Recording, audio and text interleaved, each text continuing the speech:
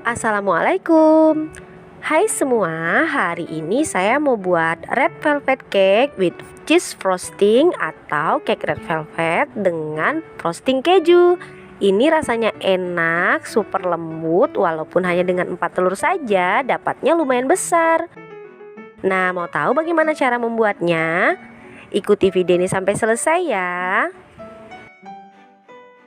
Langkah pertama, kita lelehkan sebanyak 100 ml minyak sayur atau minyak goreng beserta 65 gram coklat batangan yang berwarna putih.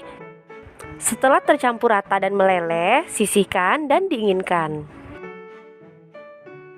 Siapkan loyang. Saya gunakan loyang 20 x 20 cm yang telah diolesi dengan margarin tipis-tipis. Karena ada dua, saya mau pakai keduanya.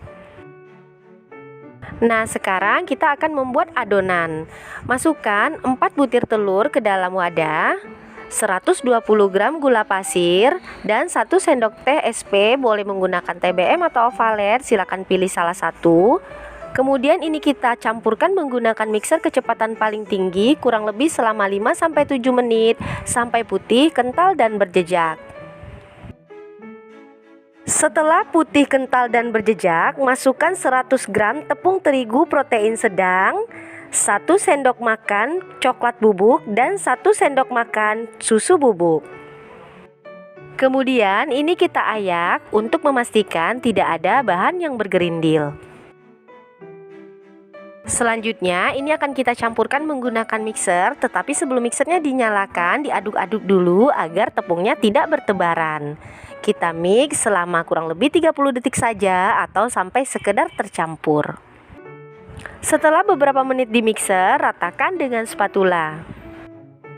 Setelah adonan rata, sudah bisa dimasukkan bahan cair, yaitu lelehan dari minyak dan coklat putih tadi. Aduk dulu sebelum dimasukkan ke dalam adonan. Tambahkan setengah sendok teh pasta vanila. Tambahkan juga setengah sendok makan pasta red velvet. Di sini saya menggunakan merek Tofeco. Lalu ini kita aduk sampai benar-benar tercampur merata dan pastikan tidak ada cairan yang mengendap di dasar wadah agar nanti cake red velvetnya tidak bantat saat dikukus. Gunakan teknik aduk balik atau aduk lipat agar pencampurannya benar-benar merata, kurang lebih seperti yang di dalam video ya. Nah, ini sudah rata ya, dan adonan ini akan saya bagi menjadi 2 bagian. Jika ingin menjadikan 3 bagian juga bisa. Kurang lebih beratnya sebanyak 700 gram, dan ini mau saya bagi menjadi masing-masing 350 gram. Masukkan setengah bagian adonan ke dalam loyang yang pertama dan setengahnya lagi ke dalam loyang yang kedua. Jika hanya memiliki satu loyang saja, bisa dilakukan secara bergantian. Lanjut, ini diratakan dulu. Kemudian hentakan loyang beberapa kali sebelum dimasukkan ke dalam klakat kukusan.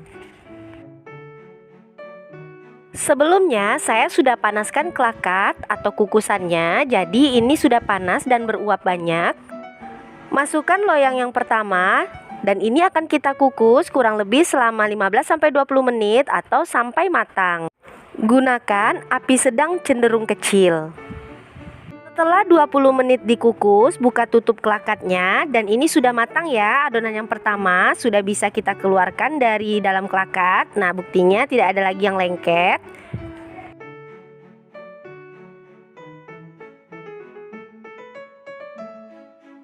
Lanjut, kita kukus lagi loyang yang kedua dengan aturan yang sama, yaitu 15-20 menit atau sampai matang.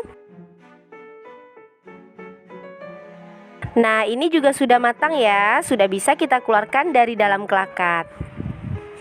Bisa lakukan tes tusuk, bersih, tidak ada yang lengket. Kita tunggu dingin dulu, baru kita keluarkan dari dalam loyang. Ini sudah dingin, sudah saya pindahkan ke piring saji. Yang sebelah kiri ini tadi adonannya saya lebihkan karena bagian atasnya akan saya rapikan sedikit.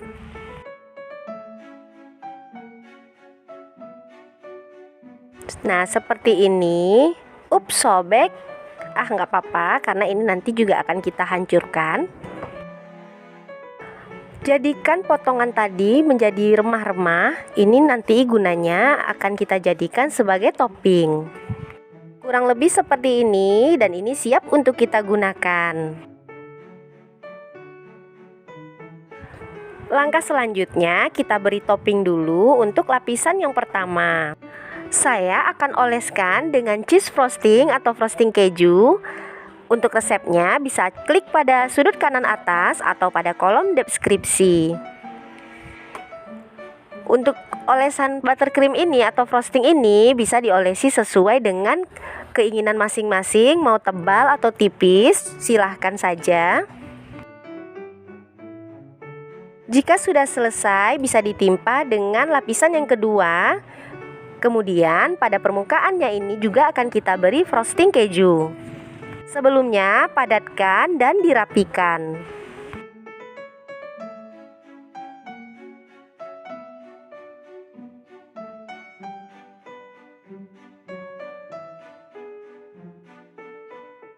Jika sudah selesai dan sudah rapi, sudah bisa kita taburi dengan remahan adonan tadi. Disusun serapi mungkin dengan perlahan menggunakan sendok atau menggunakan tangan yang bersih dan higienis. Boleh juga menggunakan sarung tangan.